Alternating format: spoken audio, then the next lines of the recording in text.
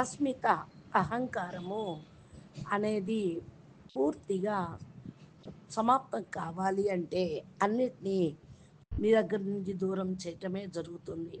అందుకనే ఛాలెంజ్ ఏంటి అంటే సూక్ష్మ అహంకారము చుట్టూ ముట్టుకున్నప్పుడు మంచి స్థితిని కూడా పడేస్తూ ఉంటుంది.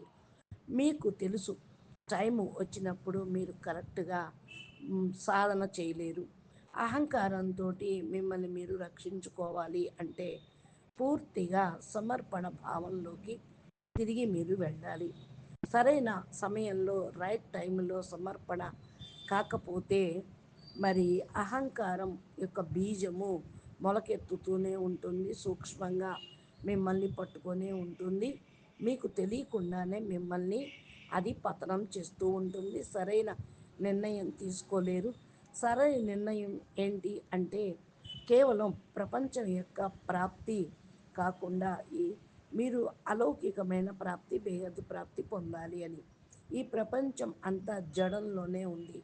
ఇక్కడ సుఖ సాధనాలతోటి ఉన్నటువంటి సా సంబంధాలు మీకు లభిస్తూ ఉన్నాయి. అంతవరకు మీ బుద్ధిలో భావాలు ఖతం కావు అని చెప్తూ ఉన్నారు. పరం శాంతి.